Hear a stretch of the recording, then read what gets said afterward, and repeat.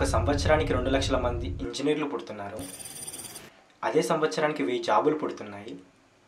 అదే సంవత్సరానికి 1,99,000 మంది నిరుద్యోగులు పుడుతున్నారు. ఆ నిరుద్యోగుల్లో నేను ఒకడిని. నా పేరు DSS Dachupalli Srinivas Shetty, son of Rangeshwar. అతనికి ఈరోజు ఇంటర్వ్యూ.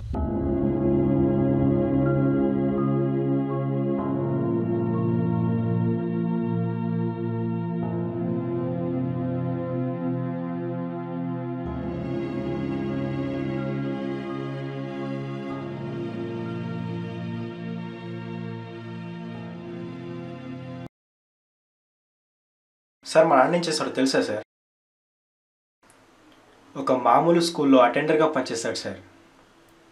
నెలకు 1,500 రూపాయల జీతం, అంటే సంవత్సర ఆదాయం 18,000 సార్. 40 years experience, 40 into 80,000, 7,20,000. అంటే ఇప్పటి వరకు మా నాన్న సంపాదించిన సంపాదన మొత్తం 7,20,000 రూపాయలు సార్. సార్, మా నాన్న చదువు కోసం ఎంత ఖర్చు పెట్టాడో తెలుసా సార్? బలపం పట్టినప్పటి నుంచి ఇప్పటి వరకు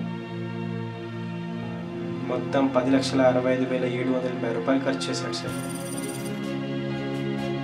సార్, ఇక్కడ మా అన్న సంపాదన మొత్తం 7,20,000 అయితే అందులో ఇంటి ఖర్చులు 2,20,000 పోను, మిగిలిన 5 లక్షల రూపాయలతో పాటు ఇంకా 5,65,780 రూపాయలు అప్పు తెచ్చి మొత్తం 10,65,780 రూపాయలు ఖర్చు చేసి ఈరోజు ఇంజనీరింగ్ పూర్తి చేశాడు సార్.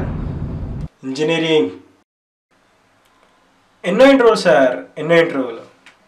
వెళ్ళేటప్పుడు వద్దన్న నవ్వుతూ 100 రూపాయలు చేతిలో పెట్టవాడు సార్ మా నాన్న. అలా చూస్తూ చూస్తూ 3 సంవత్సరాలు అయింది.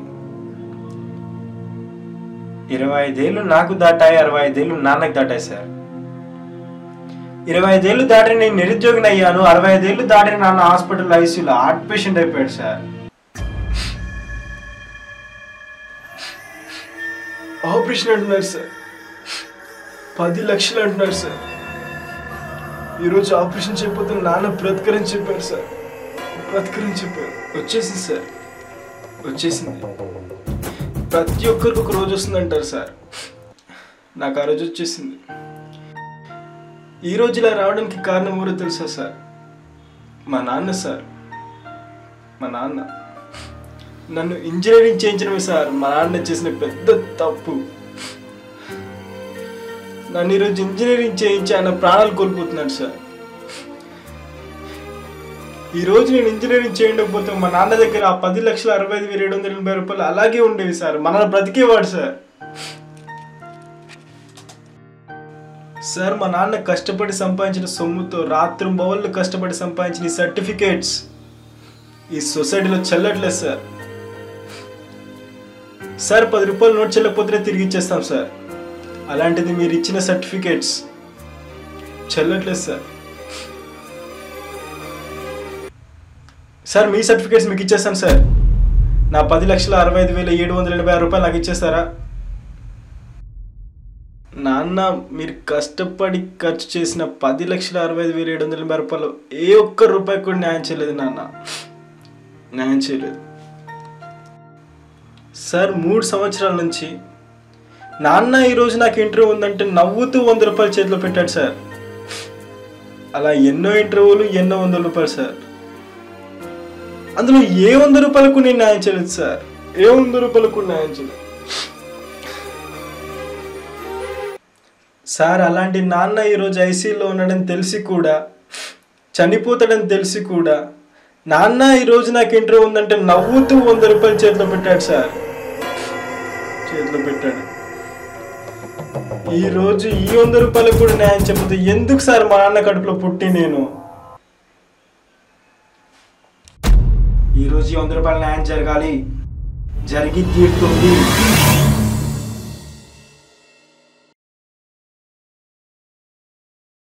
అవును సార్, ఈరోజు నాకు ఇంటర్వ్యూ ఉంది సార్.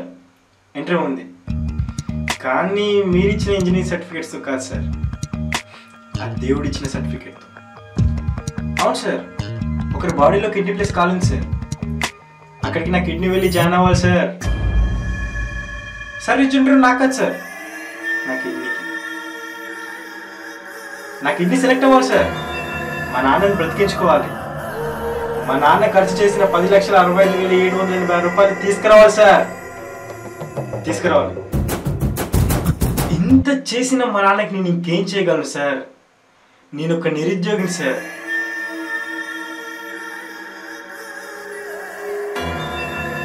అన్నా ఓ నిరుద్యోగన్నా, ఒక్కటి గుర్తు పెట్టుకో.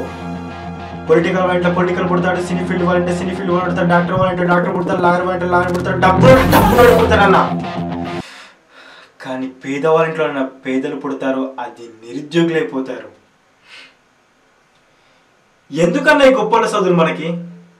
ఏ పాచి పనో పార పనో చేసుకొని సంతోషంగా బతుకుదాం. మనల్ని కన్న వాళ్ళకు 3 పూటల బువ్వ పెడదాం.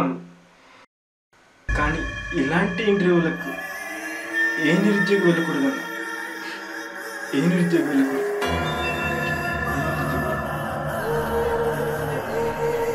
దాచపల్లి శ్రీనివాస్ శెట్టి ఓ నిరుద్యోగి, తన తండ్రిని కాపాడుకోలేని ఓ అసమర్థుడు.